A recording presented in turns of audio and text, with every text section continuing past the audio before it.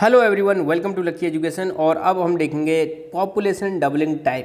Class 12 की geography, India, people and economy, इसका एक छोटा सा टॉपिक है पॉपुलेशन डबलिंग टाइम।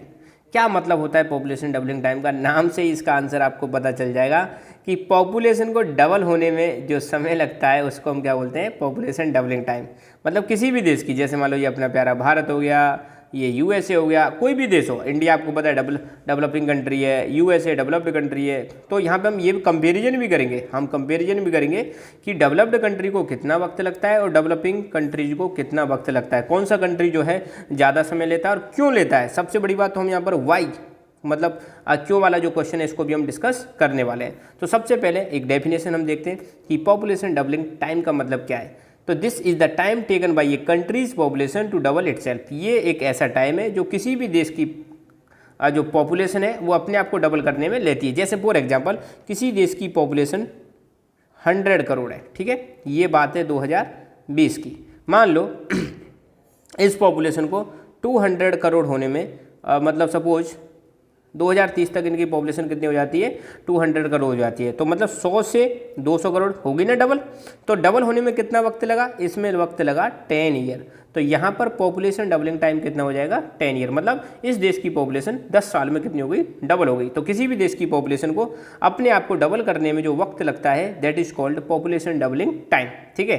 अब यहाँ पे हम थोड़ा सा कंपेरिजन करेंगे कि डेवलप्ड कंट्रीज को ज़्यादा समय लगता है या डेवलपिंग कंट्रीज को ज़्यादा समय लगता है। पहली बात तो डेवलप्ड कंट्री आप समझते हो, जिनको हम बोलते हैं विकसित देश। फॉर एग्जाम्पल यूएसए, फ्रांस, आपका ब्रिटेन, ऑस्ट्रेलिया, जापान, ठीक है, ये सारे कंट्रीज कैसे हैं, डेवलप्ड कंट्रीज हैं।